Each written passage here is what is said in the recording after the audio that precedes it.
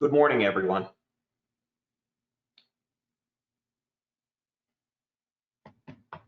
Well, it seems like we have a lot of people that are now joining in on this webinar, and I just wanted to thank everyone for being here. It's 11:01. We're going to go ahead and get started. Oh, my name is Stephen Komoric, and I am the Chief Executive Officer of API International Consulting Group.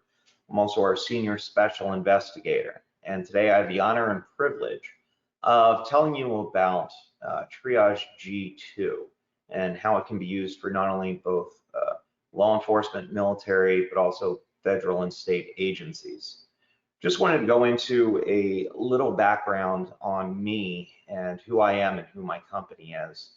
So I hold numerous certifications in different intelligence disciplines, including different forensics and forensic instructor certifications. I've worked with state and federal law enforcement agencies, military, and within the soft community. Now, as not to misrepresent, I worked with, not for, so words have meaning, just to be very clear on that. Also have sat and currently sit on multiple boards of directors, including ILET, the International Law Enforcement Training Network, the WAD, World Association of Detectives, NCISS, National Council of Investigation and Security Services, CSGA, Cyber Security Global Alliance, where I had the honor and privilege of serving as the president of the intelligence think tank. And also had the honor of serving with Pace University on their design thinking graduate program.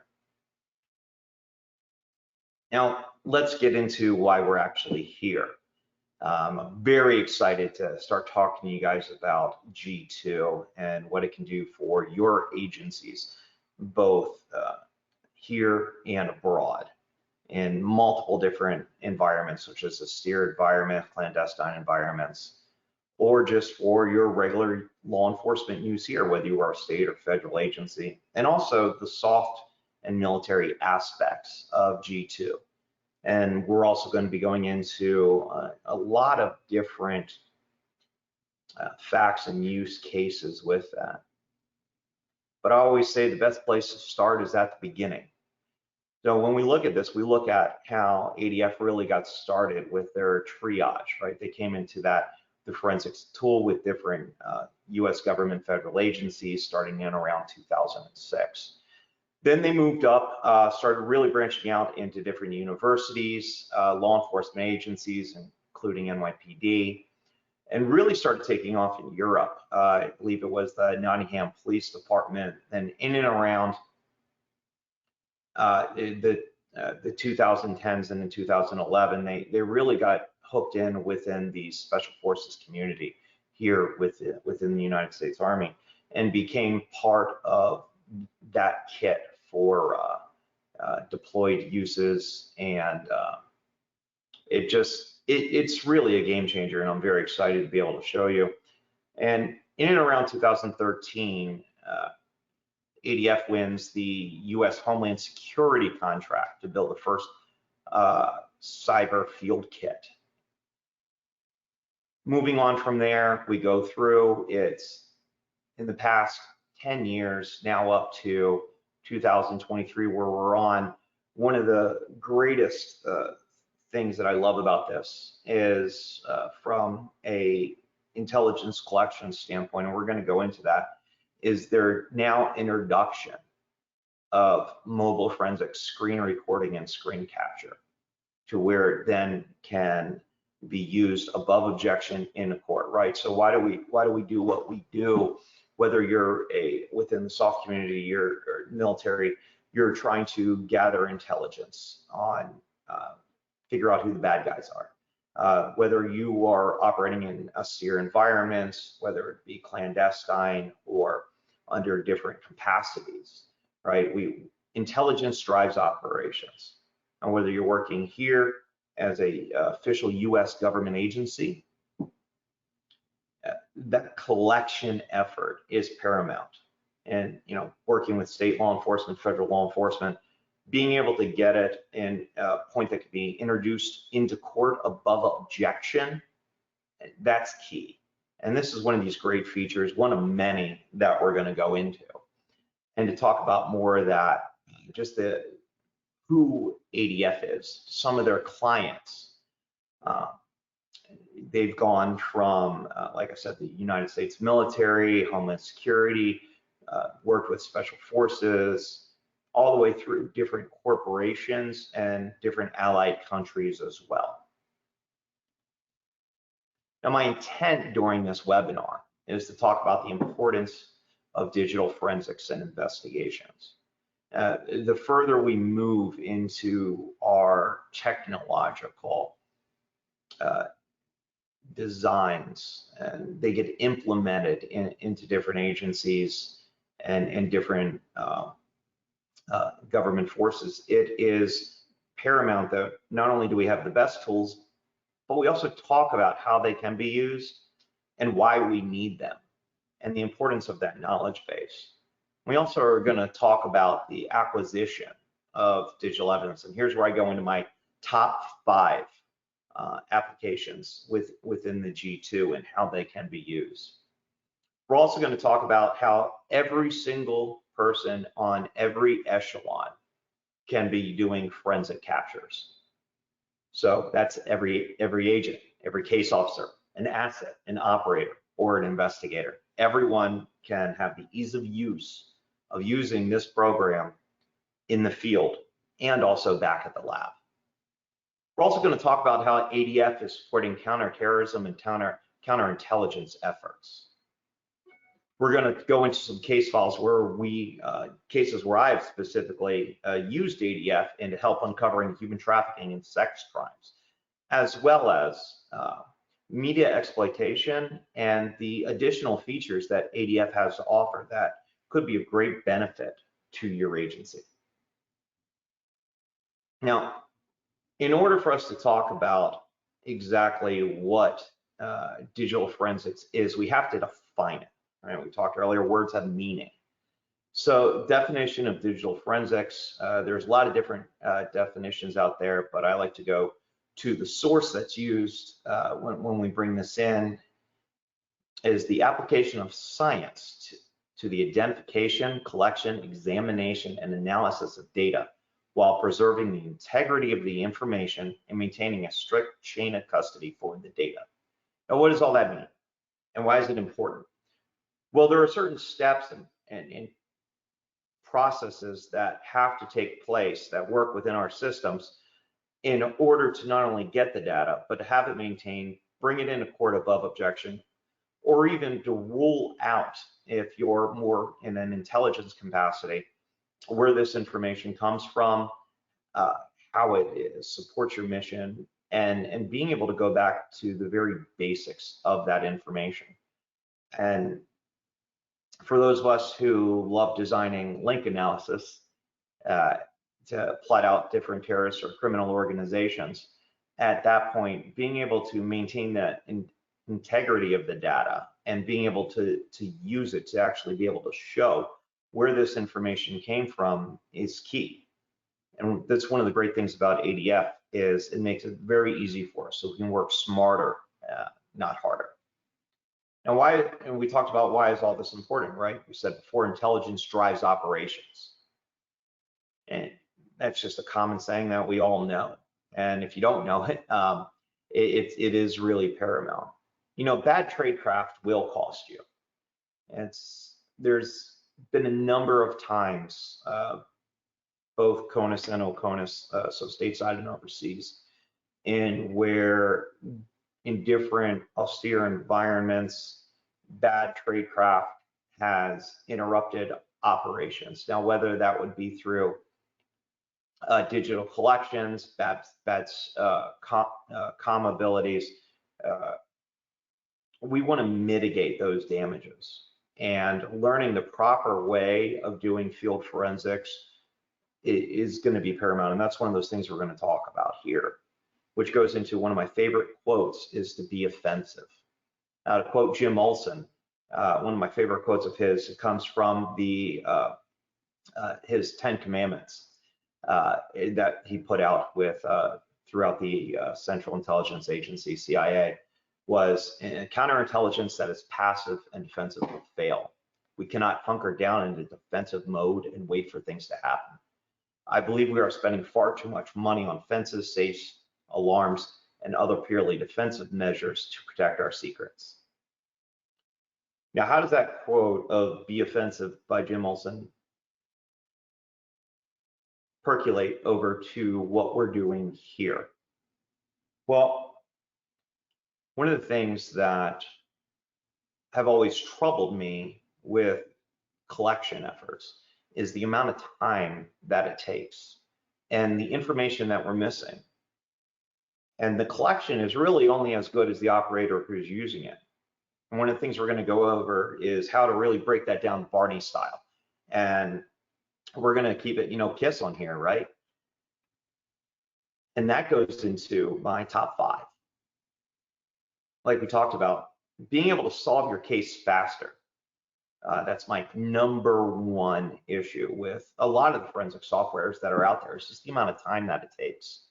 Well, we're going to go into some examples here with G2 on not only if you're stateside and you're a local police, state police, or even on the federal level, being able to use G2 to get actionable intelligence, whether it's gathered in the field or done back in the lab, it's really going to cut down on your caseload and be able to push out cases a lot quicker with actionable intelligence.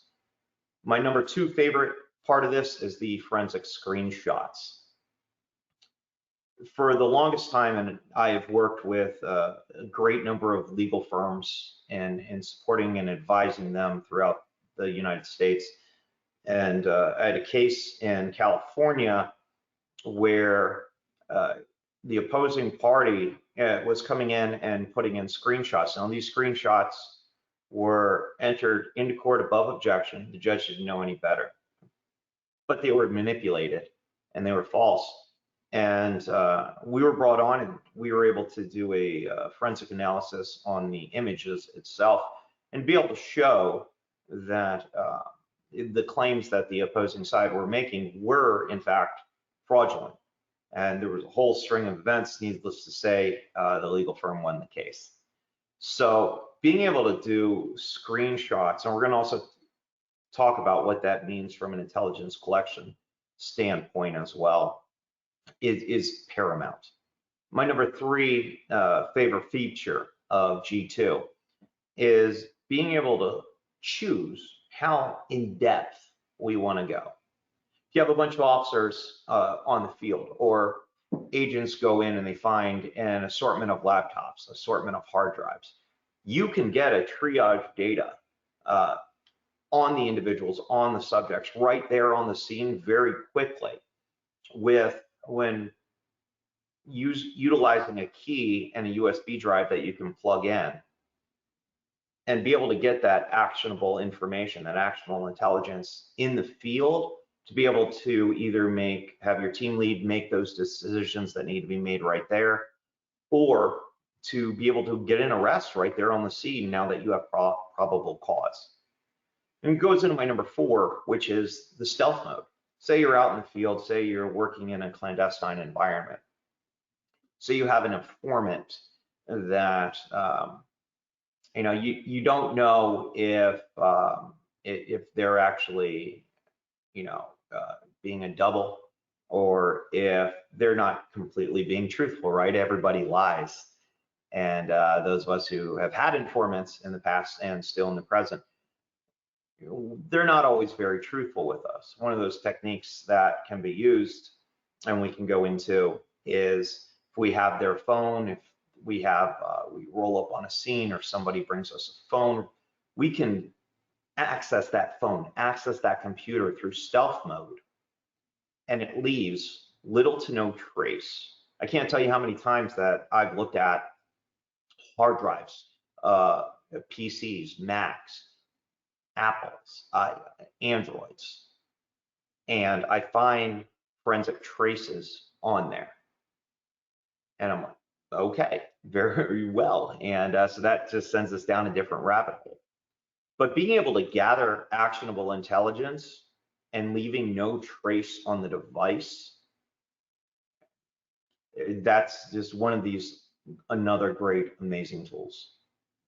And we talked about if you're going to send agents out in the field, used to be we'd have a lot of tech guys that would give us our and design and build things for us that was specifically that we would use in the field. Well, the same thing can happen here with our number 5 under search profiles. Depending on what our collection target is and what we're trying to ascertain, our tech guys in the back can already create search profiles for us. So when they give us this USB stick to be able to use and plug into that device, or go in through a cable and plug it into our computer, we can have search profiles already made, geared to grabbing only exactly what we need, or even expanding it as far out as grabbing everything. And that's key, because really that creates a force multiplier when you can have any agent, any case officer, an asset, anybody go plug this in and collect that data for you. We're going to start with my number 5. It's the powerful search features. So as we talked about, we can do the pre-configured scans where we can have the tech guys already create those profiles for us. So when we're out in the field, whether it's doing anything clandestine, whether it's working here on the federal or state level, we can already have our officers, our special agents, our operators in the field already having the specific profiles to where it's just broken down Barney style. You plug it in, it's click and play. It's within 3 clicks of a mouse, they're already getting the data that they need. And you can store as many profiles on there as you want. Are you looking for terroristic activities? Are you looking for communications, certain pictures, CP, child pornography? Are you looking for banking information? Oh, the sky's the limit on whatever search profiles you want. And it can easily, like we said, it can easily be put just on a regular USB stick. Now, if you don't want to do something, if you get into there and you're on the ground and you need to grab it quick, great. You can do a very, very quick collection effort. And that can take anywhere from 30 seconds up to 2 minutes. And the amount of data that you can get in that amount of time, and not only there, but also display and view it. So if you're looking for probable cause and you have a suspect's phone, plug it in right on the scene, you have your warrant, boom, boom, boom, you're good to go. You raid a house overseas, or you're meeting with an informant who brings you some collection items. This can be one of those resources where you put it in, you know who's who very, very quickly. Your operator in the field, your special agent here can make on the ground decisions almost immediately based on the information that's collected. You no longer have to take it back to the lab and wait. Or you can grab that information and be able to take back later to be able to have the lab guys work on it, or whoever your forensic guys are. And they can get in there and they can custom design search profiles that they're going to need to help move forward your case. And number 4, stealth mode. Now, for anyone who's ever worked in an austere, clandestine environment, leaving no trace on your target's electronics is key. Now, anytime you run the software in live mode, so that means you boot it into your system, whether it's a Windows system, you can also do Mac, Apple, Android. It's gonna leave a trace, right? You plug it in your computer, it's gonna show that a flash drive was inserted. It's gonna show the modified timestamps. And it's gonna show what processes have been running on that computer.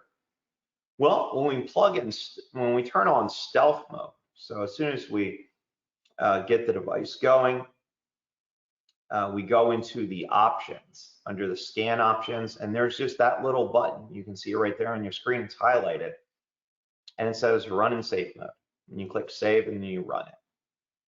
And that is you can actually save that in a profile option as well. Run the thing in stealth mode. And what it does is it changes the name of the USB drive to just removable drive.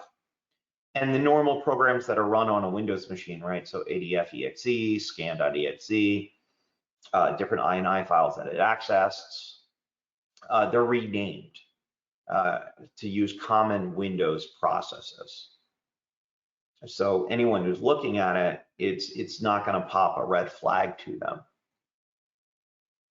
Now, I love in computers and technology, most people have no idea what's in their temporary storage. And that also goes with forensic softwares. And running this in stealth mode actually changes the name of the temporary storage. And so at that point, it's going to make it harder, if not more impossible, for someone who's looking for anti-forensic traces to discover them. We talked about you can do a triage, which is on the scene. You can process 2 terabytes of information in 5 minutes or less. Say you have a phone and it's only maybe a half a gigabyte iPhone or 1 terabyte iPhone, you're talking even less time. You can instantly, your agent in the field can instantly see the pictures, the videos, any documents, and they can make on the ground informed decisions based off of actionable intelligence that they're getting right there, right now. Now, if you grab that information, you bring it back to the lab, you'll also get, you can grab everything and give it to the lab guys. Now, most forensic softwares, they're really good at do job with sorting, the parsing of all the information. It could take 3 to 5 days, depending on the size of the information. Well, with ADF, you can process all that in 2 terabytes of data, again, less than 6 hours. And that's one of these things that is just almost unheard of. I can't tell you how much I love forensic screenshots.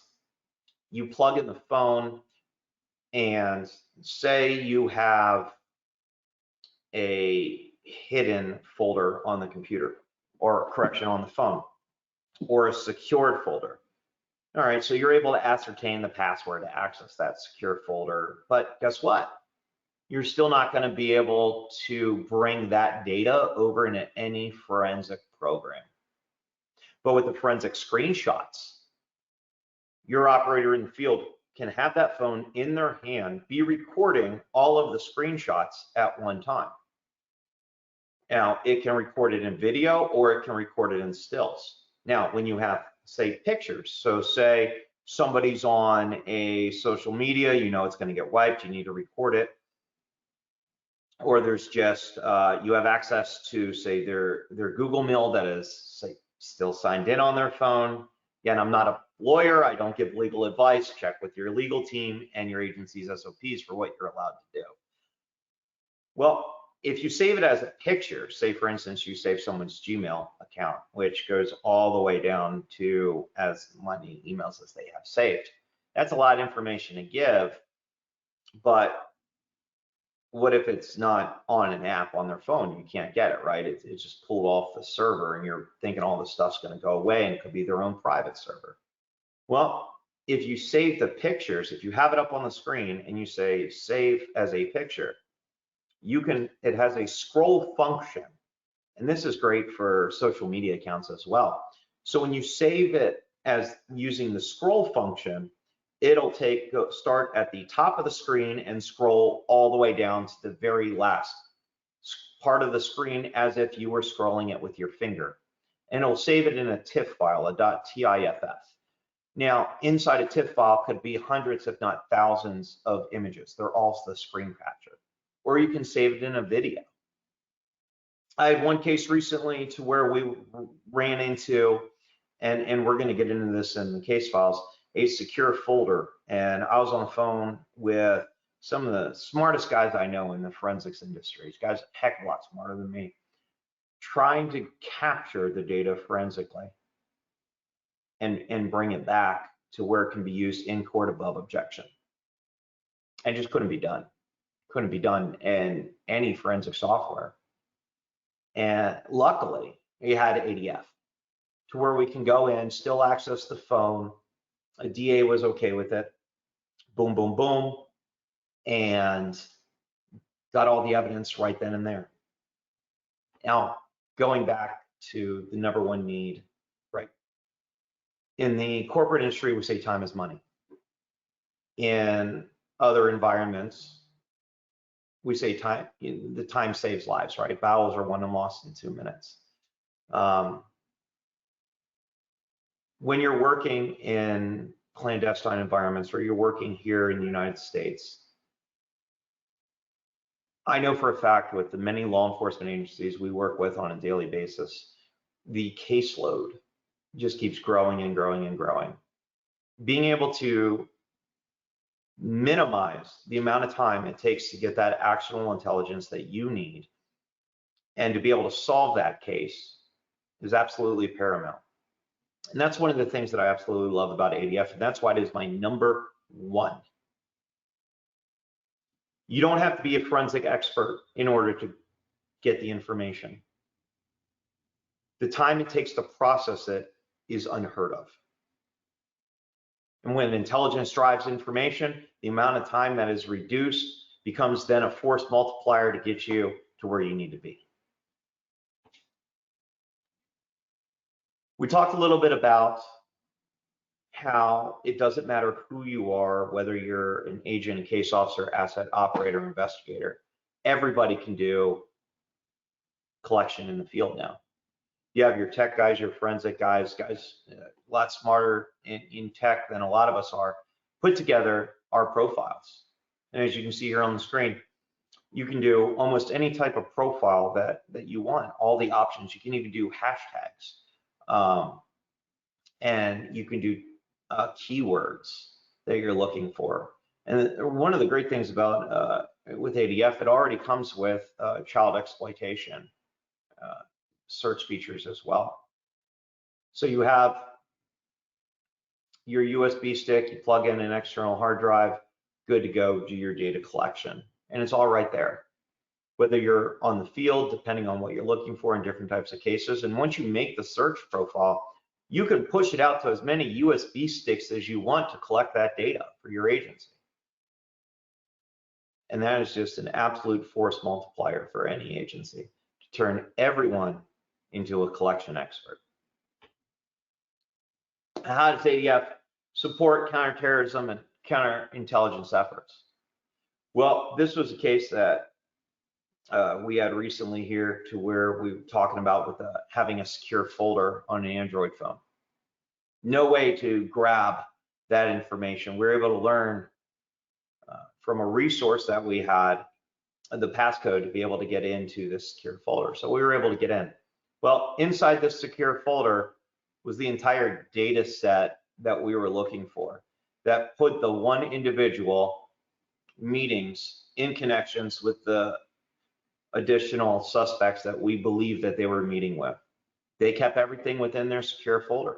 There's no way that we could have brought that to a DA and said, here's prosecutorial evidence that you can then take and submit in court above objection, because forensic softwares cannot get past and bring in those secured folders.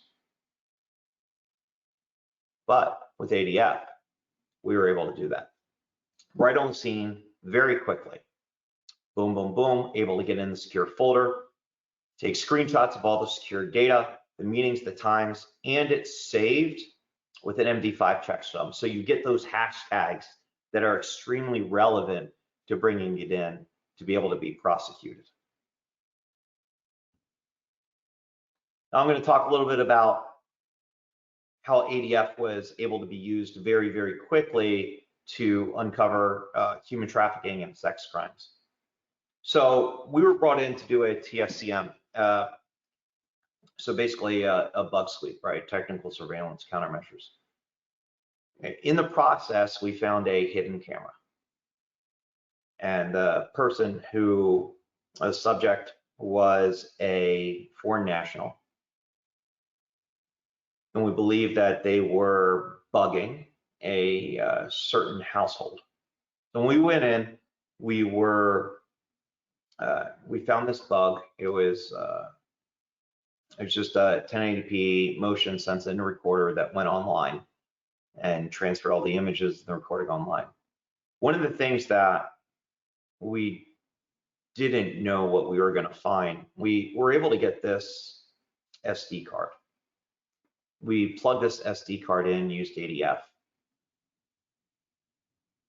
and the image that came about from it, the images, the videos, also led to a scandal. Our subject was not only just doing bad things against our country and illegal things, but he was also having inappropriate relations with his 10-year-old daughter. ADF, as soon as we ran it, put it in, we got it in. And we were able to not only tell where these images were being uploaded to on a pornography channel, but we were able to hashtag everything, get it all very quickly, and then we're immediately able to work with our law enforcement counterparts and brought them the information in a way in which they can then prosecute and go after and pick this guy up very quickly. ADF in itself is self-contained, whether you're doing counterterrorism, counterintelligence collections. It is a single uniform user experience, which means everything is right there. From the moment you hit go, it starts collecting the data. You can see it on your screen right then, right there. As images, as information, as documents, everything is brought in. You could see it as it's being brought in. You can look at what is being discovered as it's being discovered. And then it gives you a summary page as well. And then you just click on part of the summary and it takes you right to everything. In your defined search profiles, you can put in tags. You can give different colors. You can have different levels. So as you're processing then your reports after, or you're using it on the scene, you can get in and have all that information properly organized, and the reports are then streamlined, which again goes into getting cases off your desk pretty quickly and actionably. One of the great things here that we can look at with G2 as well, we talked about that documented media exploitation, DOMEX. Well, we have level 1 and 3. So at level 1, it's that tactical exploration, right? So we can go in, plug in a device, boom, we get it right there. We can use a unit organic or theory level exploitation, right? So bringing it back to the fob to be able to get a little bit more information and processing time on what we collect, or set it up for our level 3, which is a national level exploitation, which would be done back here in CONUS or within the intelligence community. Now with that media exploitation, it also uses a fully integrated artificial intelligence systems. So with that, if we talked about those tags, you can go in and you can say, hey, guess what? I'm looking for this face. And as it processes through terabytes of data, it'll pull all those images with that face. Or if you're looking for weapons, missiles, small arms, automatic weapons, you can put in any search features that you want.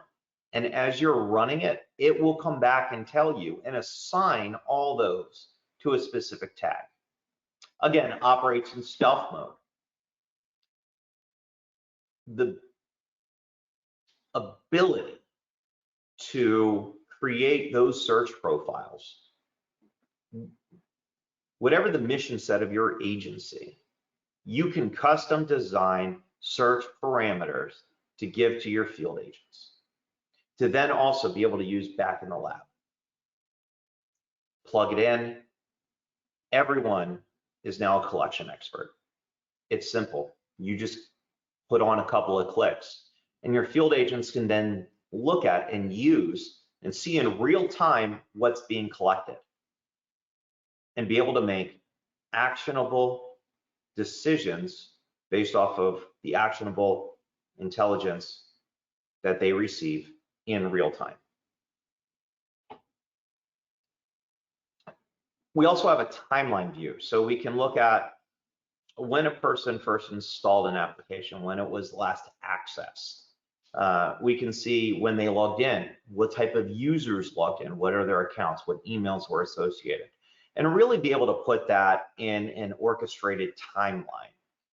If you have a certain user on a certain system utilizing a certain program, what did they access during this time period? Well, you can custom search for a period of time as well, and it'll push all that out there for you in a highly detailed report that you can then use to be able to move forward with whatever your mission set is. A lot of times, forensic softwares will come out and print in a PDF or HTML. You can give on USB stick, hard drive, an actual copy of the forensic information. So the same summary page that you see as you're doing the data collection, it comes with a standalone program so where you can export it and you'll put it out so people don't have to comb through thousands of pages of forensic data. You give them the application, they start the application, the data's already in it. They click on the summary page, everything's in. They want to know what users, they click on users. They want to know internet search history, instant messengers, everything along those lines. And they just start the program, they click on it. It can be given to additional investigators to comb through data. It can be given to prosecutors to be able to use, enter into court above objection. Beyond that, it's extremely easy to learn. ADF has really broken it down Barney style. So I have members of my team who are a lot older, a lot more handsome than me, but they're not really that technologically skilled. And they can turn on a computer, and we all know people like that, right? They can use it to certain things, but you ask them to get into more complicated issues and technological issues, they're at a loss, right? It's just not their skill set. They have a lot of great skill sets, it's not theirs. ADF, I've talked with the designers, I've talked with the programmers, I've talked with the CEO, and we work hand in hand to really be able to identify a lot of different issues that come up. And one of the things that I've never had to talk with them about or suggest as an improvement is making it easier. It's always been easier. Compared to a lot of forensic softwares that are out there, this is really KISS, keep it simple. This is broken down Barney style. And they offer unwavering support, how-to videos that really become, again, that force multiplier for your tech teams and knowing how to be able to create those search profiles. If you got guys who are going out, show them a quick 3-minute video and say, all right, here you go. Here's the 3 buttons you click to be able to collect this data. It's super simple. Like I said, it's KISS, keep it simple, and it's really broken down Barney style. And we don't see that a lot with a lot of the different forensic softwares out there. And some of our colleagues who are not as technically inclined, they give up on it or they get frustrated with it. With this, they won't have those issues.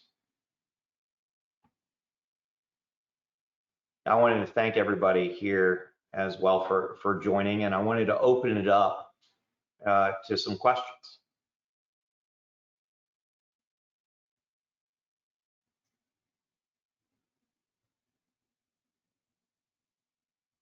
There's a chat feature on this webinar that allows you to actually input any questions you have.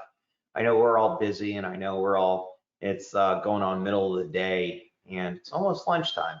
So here's my contact information. If you have any questions, please feel free to email me, get a hold of the guys at ADF.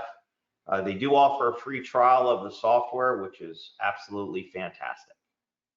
I just wanted to thank everybody for allowing me to be able to present to you ADF. Thank you very much.